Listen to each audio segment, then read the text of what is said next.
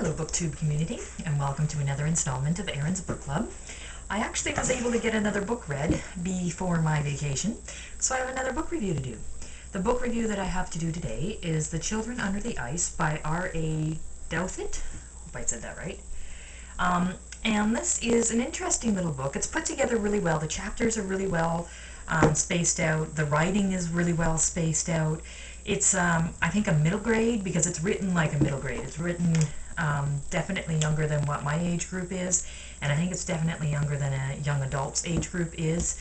It's about a boy who had a lot of tragedy in his life, and he gets to interact with entities of his past and try to help solve a murder.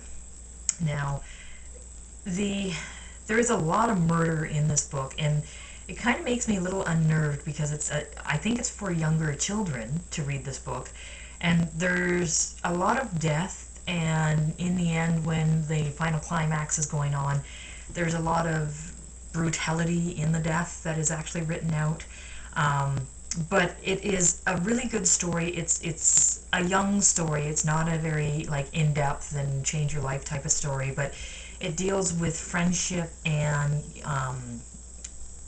respecting other people's feelings and that kind of thing. It deals with tragedy. It deals with how you deal with grief. Really quick, really easy read. I think I started it yesterday and it's done now. What I really like about it, and which will make this book a book that forever has a home in my library, is the fact that it is signed by the author. I don't know if you can see that. So I don't get a lot of books that are signed by the author, so I'm going to keep it. I was going to keep it even if I didn't like it. However, I do very much enjoy it. It was a very good read. So it's definitely going to be one that I keep in my books, and it'll probably be one that I would read to younger children, not too young, because again, a lot of murder, a lot of death in the book, but it was very well done for the age group. So let me read the back for you.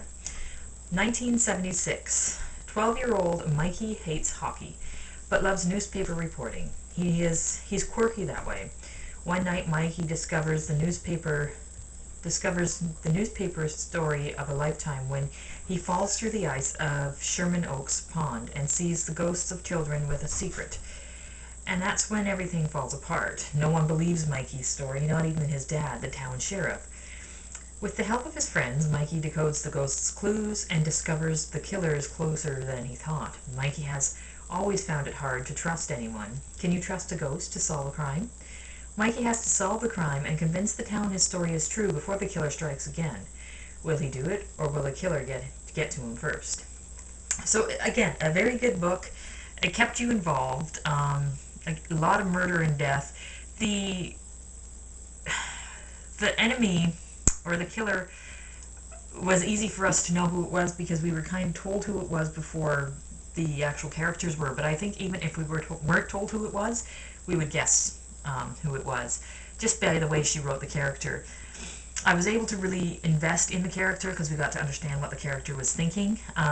The killer, though, I had a hard time investing in his beliefs. I didn't even really know what his beliefs were. It was almost like he killed just for the point of killing. I know he had his reasons for killing, but they seemed pretty platonic. They seemed pretty generic.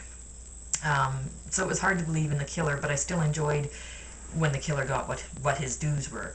But all in all, I enjoyed the book, and it's going to have a forever home in my life. Thanks so much, guys. Have a great day.